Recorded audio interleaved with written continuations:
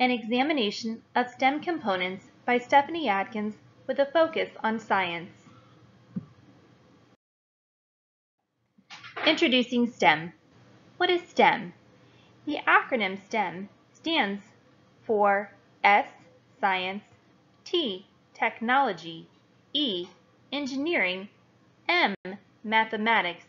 STEM is a curriculum based on the idea of educating students in 4 specific disciplines: science, technology, engineering, and mathematics, in an interdisciplinary and applied approach.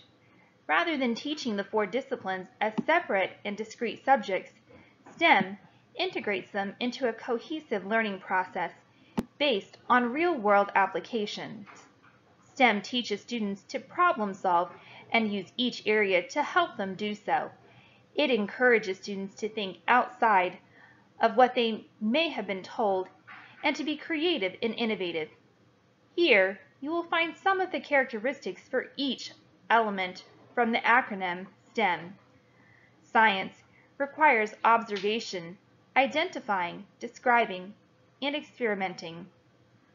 Technology encourages advancement, progression, creativity, and achievement. Engineering implores students to build, design, make, and construct.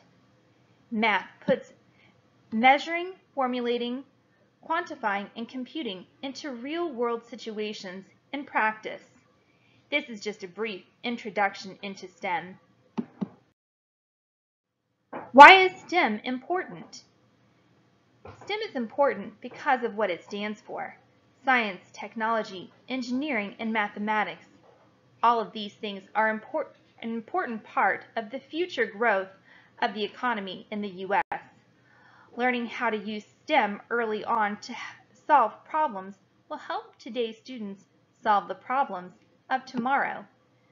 Science, technology, engineering, and mathematics workers drive our nation's innovation and competitiveness by generating new ideas, new companies, and new industries.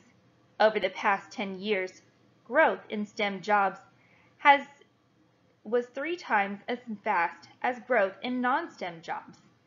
Science, technology, engineering, and mathematics workers play a key role in the sustained growth and stability of the U.S. economy.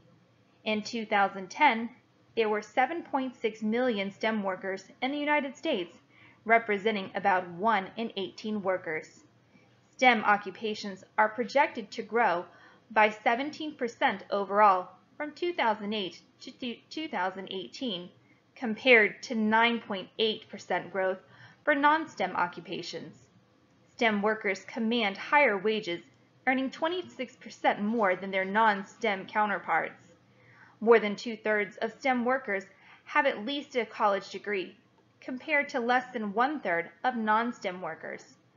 STEM degree holders enjoy higher earnings, regardless of whether they work in STEM or non-STEM occupations. This is all according to an article written in the New York Public Library website by Magdalene Chan on April 2, 2013. Science in STEM. Let's explore the possibilities together. Let's get started. Here, you will find a short video.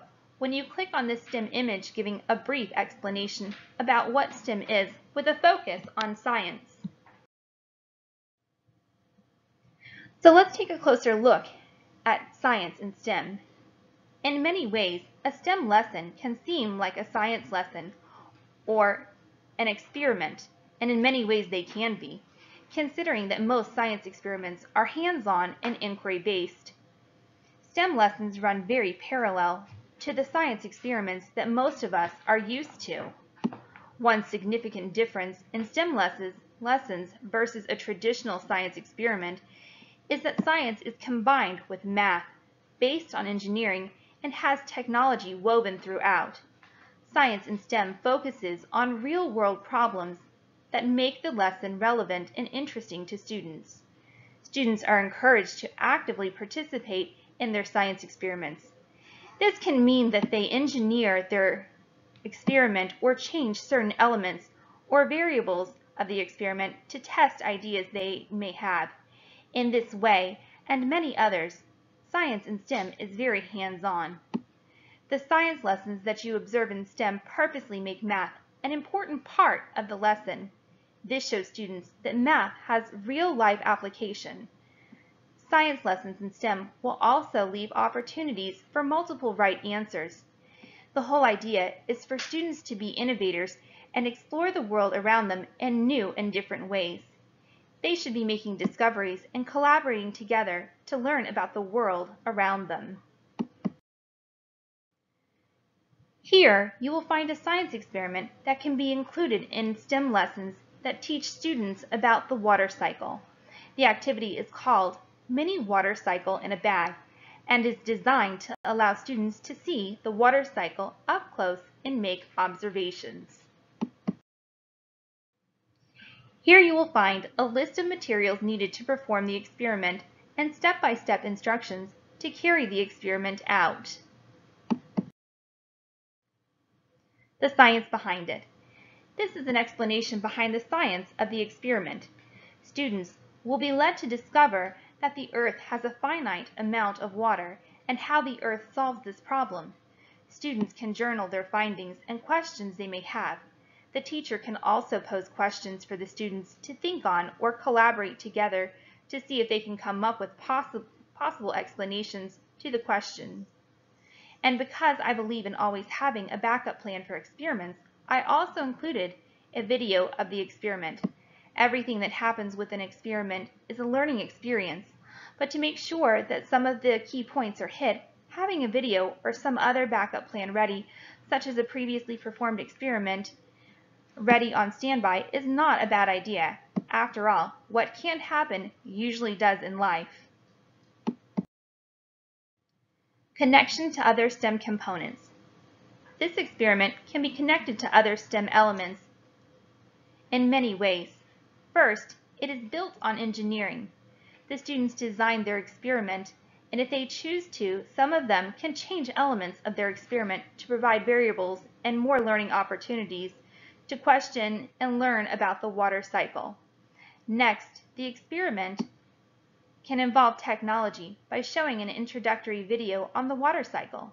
Students can then use the internet to do research on the water cycle and answer questions they may have as the experiment goes on.